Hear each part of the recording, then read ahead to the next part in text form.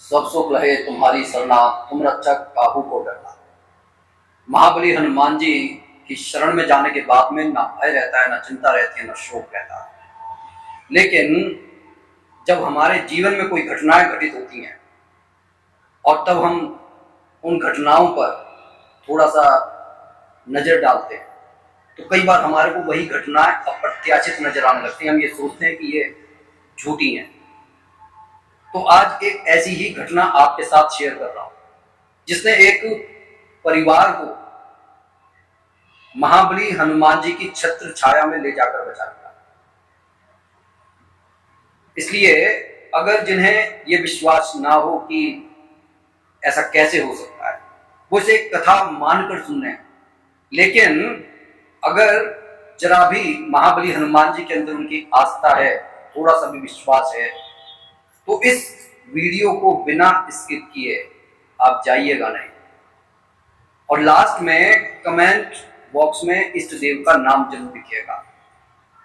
ज्यादा से ज्यादा इस वीडियो को शेयर कीजिएगा ताकि और भी लोग जो महाबली हनुमान जी में अपनी आस्था रखते हैं उनका आस्था, उनका विश्वास और भी दृढ़ हो सके। मैं हूं आपके साथ अमितेश सिंह अलोदिया और आप अपने ही चैनल हिमाद क्रिएशंस धर्म और विज्ञान पर देख रहे हैं हनुमान जी का आशीर्वाद। तो कथा कुछ इस तरीके से है। जब जंगल के रक्षक महाबली हनुमान जी एक परिवार के पथ प्रदर्शक बन गए, उनका मार्गदर्शन करने लगे। दरअसल चित्रकूट की यात्रा पर एक गलत मोड़ ले लिया गया। अक्टूबर की छुट्टियां थीं। लखनऊ के वर्मा परिवार ने तय किया कि इस बार चित्रकूट धाम चलेंगे। परिवार में 4 लोग थे। राकेश जो हैं वो स्वयं सरकारी बैंक में मैनेजर थे, उनकी पत्नी गृहिणी थी और उनका 16 साल का एक बेटी थी और 10 साल का एक बेटा था। यूं तो जो राकेश हैं उनकी भगवान में बहुत आस्था थी, पर टाइम नहीं था पूजा पाठ करने का। उनकी पत्नी हर मंगलवार को व्रत रखती और निधि को तो सुंदरकांड का पाठ कंठस्थ था। आरव जो 10 साल का था, सबसे छोटा था, शैतान था, पूछता, मम्मी ये हनुमान जी सच में पहाड़ उठा सकते हैं क्या? चित्रकूट के कामदगिरी परिक्रमा और स्फटिक शिला और हनुमान धारा के दर्शन सबने किए और लौटते वक्त राकेश ने जीपीएस शॉर्टकट में ये देखा कि भाई यहां से हम 2 घंटे पहले जा सकते हैं, हमारा समय बच जाएगा और जल्दी घर पहुंच जाएंगे। जंगल वाला रास्ता जरूर है लेकिन दिन अभी बाकी है। सुधा डरी। सुनते ही कि इस जंगल में लोग भटक जाते हैं, राकेश हंस गया जैसे औरतों पर सब हंस जाते हैं। तुम औरतों का यही डर, मेरे पास नई स्कॉर्पियो है, फुल टैंक, चलो चलते हैं। दोपहर के 2 बज रहे थे। उन्होंने मुख्य सड़क छोड़ दी और कच्चे रास्ते पर मुड़ गया। दोनों तरफ घने पेड़ हैं, बंदरों की आवाजें, मोबाइल नेटवर्क गायब हो गया। 1 घंटे बाद रास्ता 3 हिस्सों में बट गया। जीपीएस बोला सिग्नल लॉस्ट। अब वो एक तरीके से जंगल में कैद हो गए। राकेश ने तीनों रास्ते ट्राई किए, हर बार 20 मिनट बाद फिर उसी तिराहे पर आ जाते। सूरज ढलने लगा, आरव रोने लगा, पापा घर चलो। निधि ने फोन घुमाया, नो सिग्नल। सुधा ने बैग से हनुमान चालीसा निकाली और पढ़ने लगी। रात के 7 बज चुके थे, घना अंधेरा हो चुका था। झिंगुर और जानवरों की आवाजें भयभीत कर रही। गाड़ी का तेल भी आधा रह गया था। राकेश को पसीना आ रहा था, पूरा परिवार साथ में। उसे अपनी गलती समझ आ रही थी पर उसका अहंकार मानने को तैयार नहीं था कि उससे भी गलती हो सकती है। तभी जंगल में सरसराहट हुई, पेड़ों के बीच से 2 चमकती हुई आंखें। सुधा चिल्लाई, तेंदुआ। राकेश ने गाड़ी लॉक कर दी। सबकी सांसें अटक चुकी थी। तभी एक बाहरी आवाज आई, डरो मत, डोंट फियर। पेड़ से 6 फुट का एक विशाल वानर कूदा जिसका शरीर ताकतवर था, मुंह पर सिंदूर पुता हुआ था, गले में तुलसी की माला थी, आंखों में इंसानों जैसी करुणा। सबकी जान सूख गई। क्या रहस्य था इस वानर का? वो गाड़ी के पास आ गया, कांच पर दस्तक दी। राकेश की हिम्मत नहीं हुई वो कांच खोलने की। वानर ने इशारा किया, बाहर आओ।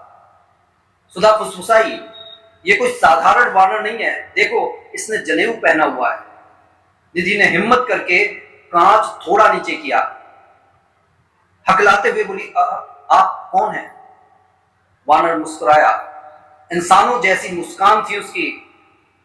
वो बोला, मैं जंगल का रखवाला हूं, तुम लोग भटक गए हो, मेरे पीछे आओ। राकेश बोला, हम तुम्हारा भरोसा कैसे करें? वानर ने उनके सामने रोके हुए पेड़ की मोटी डाली को तोड़ दिया और साइड में फेंक दिया और बोला, भरोसा ना हो तो यहीं रुको, रात को इधर भालू आते हैं। आरव ने खिड़की से हाथ निकाला, वानर ने उसका सिर सहलाया। आरव का रोना बंद हो गया। वह बोला, मम्मी इनसे अच्छी खुशबू आ रही है, भीनी भीनी सी, धूप बत्ती अगरबत्ती की तरह। सुधा की आंखें भर गईं। उसे कुछ समझ आने लगा था, लेकिन इंसानी फितरत थोड़ा संशय रखती है। उसने राकेश का हाथ दबाया, सुनो, चलो इनके पीछे। 7 किलोमीटर की परीक्षा अभी बाकी थी। वानर आगे आगे चल पड़ा।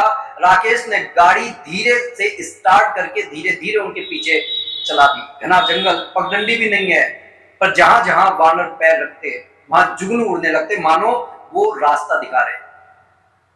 2 किलोमीटर के बाद में नदी पड़ी, पुल नहीं था। राकेश घबरा गया, अब क्या होगा? वानर ने नदी में कदम रखा, पानी सिर्फ घुटने तक था। उसने इशारा समझ लिया, आ जाओ। स्कॉर्पियो आराम से निकल गई। 4 किलोमीटर बाद जंगली हाथियों का झुंड मिला। वानर ने सिर्फ की जोरदार आवाज की, पूरा झुंड रास्ता छोड़कर इस तरह से खड़ा हो गया जैसे सेना सलामी दे रही। निधि ने धीरे से हनुमान चालीसा पढ़नी शुरू कर दी। वानर ने पलट कर देखा और मुस्कुराया। उसकी आवाज में निधि की आवाज मिल गई, पर वो आवाज पहाड़ जैसी गूंजती हुई थी। भूत पिशाच निकट नहीं आवे, महावीर जब नाम सुनावे। नासय रोग हरय सब पीरा, जपत निरंतर हनुमत वीरा। सुधा रोने लगी। उसे पक्का यकीन हो चुका था, पर वो बोल नहीं पा रही थी। अपने वो अपने अंतिम इम्तिहान की ओर अग्रसर हो गए थे। उस बरगद के पेड़ के निकट जो 7 किलोमीटर बाद पड़ा था, उसके नीचे छोटा सा हनुमान मंदिर था। दिया प्रज्वलित था। वानर रुका, बोला, तुम्हारी गाड़ी अब मुख्य सड़क से सिर्फ 500 मीटर दूर है। उस पीपल के आगे हाईवे है, पर जाने से पहले एक बात बताओ। राकेश, जो अब थोड़ा संयत था, बोला, क्या? वानर बोला, तुम्हें डर आखिर किस बात का था, जंगल का या अपने अहंकार का? तुमने पत्नी की बात नहीं मानी, शॉर्टकट लिया। अगर मैं ना मिलता तो। राकेश का सिर उस वानर की आवाज को सुनकर झुक गया था। सिर्फ इतना बोला, माफ कर दो, वाकई मेरी गलती थी। वानर ने आरव को गोद में लिया। बेटा, डर लगे तो क्या बोलते हैं? आरव ने अपनी मधुर आवाज में बोला, जय बजरंगबली। शाबाश, याद रखना, जब भी सच्चे मन से पुकारोगे कोई ना कोई रास्ता दिखाने आ जाएगा। वानर के ये अंतिम शब्द थे। सुधा हिम्मत करके बोली, क्या आप वही हैं? वानर हंसा, कुछ बोला नहीं, और देखते देखते उसका आकार बढ़ने लगा। 6 फुट, 12 फुट, 20 फुट। शरीर से प्रकाश निकलने लगा। गले की तुलसी की माला चमकने लगी। पीछे पूंछ में से अग्नि नहीं, शीतल प्रकाश दिखाई दे रहा था। वो बोला, जामवंत के वचन सुनकर जैसे मुझे अपना बल याद आया था, वैसे ही आज तुम्हें अपना धर्म याद आ गया है। जाओ, अब निर्भय हो जाओ। आखिरकार उस सुबह का सच किया। पल भर में वो प्रकाश पुंज गायब हो गया। वहां ना वानर था, ना बरगद, ना मंदिर। सिर्फ 500 मीटर दूर हाईवे की लाइटें दिख रही थी। गाड़ी में अगरबत्ती की खुशबू भरी हुई थी और निधि की गोद में एक तुलसी का पत्ता रखा हुआ था जो पहले नहीं था। राकेश ने गाड़ी साइड में रोकी। चारों लोग बाहर निकले और जमीन पर दंडवत कर दिया। राकेश फूट फूट कर रोया, मुझे माफ कर दो प्रभु, मैं आपको पहचान नहीं पाया। और यही होता है, जब भगवान सामने होते हैं तब उन्हें पहचान नहीं पाते। पता नहीं नारायण कौन सा भेष धरकर आ जाए। घर पहुंचकर सुधा ने वो पत्ता अपने मंदिर में रख दिया जो आज भी सूखा नहीं है। परिवार में बहुत बड़ा बदलाव आ गया। उस दिन के बाद वो परिवार पूरी तरह बदल गया। राकेश ने बैंक में हनुमान सेवा फंड शुरू किया, जिससे जंगल में भटके लोगों की मदद होती है।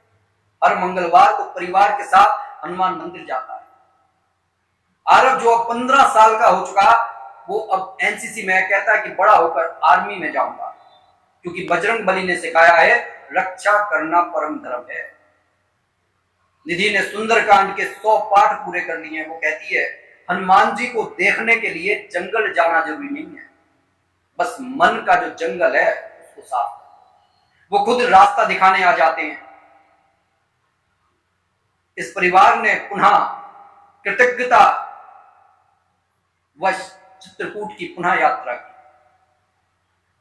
सारा परिवार चित्रकूट गया, इस बार मुख्य सड़क से। हनुमान धारा पर 108 लीटर जल चढ़ाया। पंडित जी ने पूछा क्या कोई मन्नत मांगी थी? राकेश ने हाथ जोड़कर कहा मन्नत नहीं महाराज, शुक्रिया करने के लिए आया। पिछले साल यहां से लौटते वक्त हमें स्वयं हनुमान बाबा मिले थे, बजरंग बली मिले थे। पंडित जी मुस्कुराए। इस जंगल में बहुतों को मिलते हैं बेटा, जो अहंकार छोड़कर राम कहता है। उसके लिए हनुमान जी आज भी वानर बनकर आ जाते हैं। इस जंगल का ये नियम है, जो गांव वालों को पता है कि महाबली हनुमान जी संकट मोचन है, तो इस वन का नाम भी संकट मोचन वन है। ऐसा मानते हैं कि सच्चे मन से हनुमान जी को याद करें तो पहली बात तो वो भटकता ही नहीं है, नहीं तो हनुमान जी उसकी मदद करने के लिए आ जाते हैं।